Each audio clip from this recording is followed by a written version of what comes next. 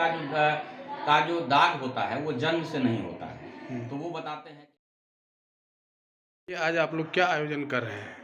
आज आज है सर आपको महात्मा गांधी परम पूज्य बापू का पुण्यतिथि है। हम लोग और इस प्राथमिक स्वास्थ्य केंद्र पर जो ओपीडी है उसमें रोगी आशा के द्वारा लाया जाता है। आशा हमारी रोगी लेके आती है संदेहास्पद मरीज, और संदेहास्पद मरीज में हम लोग आशा को पहले प्रशिक्षण देते हैं कि मतलब संदेहास्पद मरीज को कैसे ढूंढा जाए अपने गांव समाज में, और उस आधार पर वो संदेहास्पद मरीज लेके आती है। कैसे ढूंढना ये तो बताइए। वहाँ पे ढूंढना है, जैसे कुष्ठ का जो प्रारंभिक लक्षण है हम लोग 2-3 बात आशा को बताते हैं। एक तो है जो कुष्ठ का जो दाग होता है वो जन्म से नहीं होता है। तो वो बताते हैं कि अगर जन्म से कोई दाग है तो ऐसे व्यक्ति को नहीं लेके आना है, जन्म के बाद दाग होना चाहिए। दूसरा क्या है, अगर दाग है तो उसमें कोई खुजली या नोचनी नहीं होना चाहिए। अगर खुजली होता है तो वो कुष्ठ का लक्षण नहीं है ना।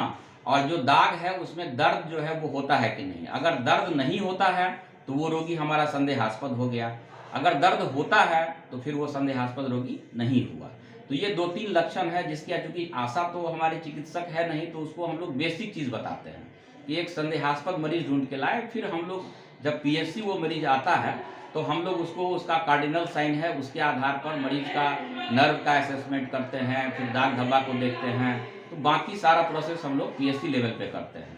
तो इलाज के लिए क्या व्यवस्था है सरकारी स्तर पर? इलाज के लिए यहाँ पे कुष्ठ रोगी जो हमारे पास आते हैं और अगर वो कन्फर्म मरीज हो गए तो कन्फर्म होने के बाद यहाँ पर पीबी और एमबी 2 प्रकार के रोगी होते हैं। तो इसके लिए 100% इलाज जो है वो इसका संभव है, और रोगी 100% अगर समय से आ गया तो वो 100% वो सही ठीक होके जाता है एकदम, उसमें कोई दिक्कत नहीं। WHO के द्वारा पॉसिबैसिलरी और मल्टीबैसिलरी 2 प्रकार की दवा है, पीबी और एमबी।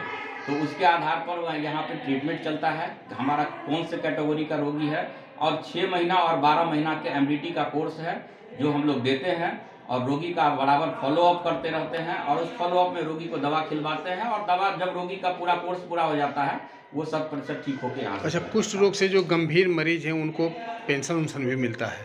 बिल्कुल सर, पेंशन मिलता है। गंभीर रोगी नहीं, इसमें है जो कुष्ठ रोग से जो दिव्यांग हो चुके हैं, जैसे किन्हीं को डिफॉर्मिटी आ गई है, किसी अंग में विकृति आ गई, हाथ में विकृति आ गई, अब हाथ टेढ़ा हो गया, इस प्रकार से हो गया, या अंगुली में जो है अल्नर नर्व हो गया, ये डैमेज हो गया, टेढ़ा हो गया, पैर में विकृति आ गई।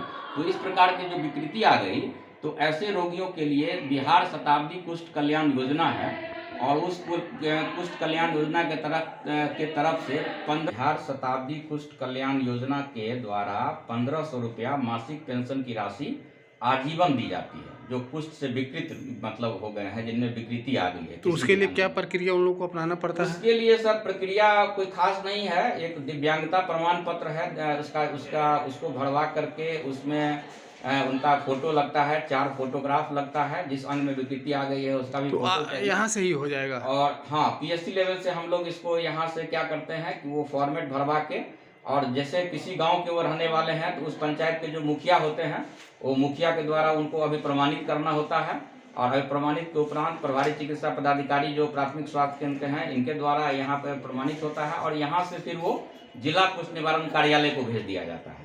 तो जिला कुष्ठ निवारण कार्यालय सदर अस्पताल में है, वहाँ पर मतलब जो है प्रक्रिया होने के उपरांत फिर वो सिविल सर्जन महोदय के पास जाता है, और सिविल सर्जन महोदय के द्वारा जो है वो प्रमाण पत्र बन के निर्गत हो जाता है। तो इस प्रक्रिया में लगभग 1 महीने के आसपास का समय लग जाता है। क्या नाम हुआ आपका?